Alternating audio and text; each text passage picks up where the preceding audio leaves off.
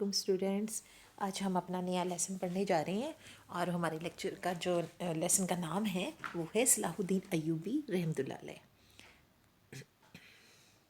صلاح الدین ایوبی جو تھے ان کا اصل نام یوسف تھا اور آپ کے والد کا نام نجم الدین ایوب تھا اور اسی وجہ سے آپ کو نا ایوبی کہا جاتا تھا. آپ کے والد اصل میں جو موصل کے حکمران تھے جو عماد الدین زنگی ان کے پاس ملازمت کرتے تھے.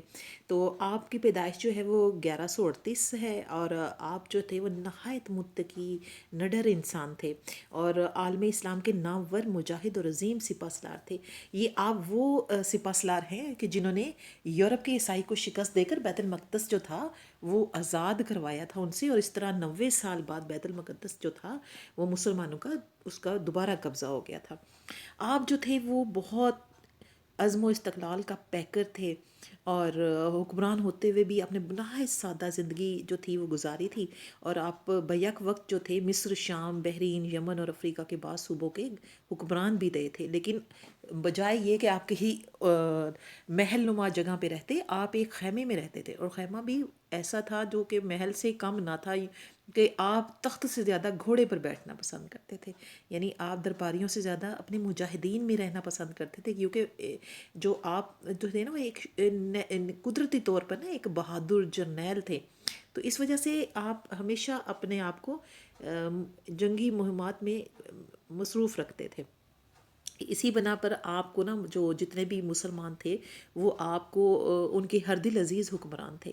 تو انہوں نے مسلمانوں کو جہاد فی سبیل اللہ کا بھولا ہوا سبق یاد کرایا. یعنی کہ انہوں نے بتایا کہ اللہ کی راہ میں لڑنا کیسے ہوتا ہے.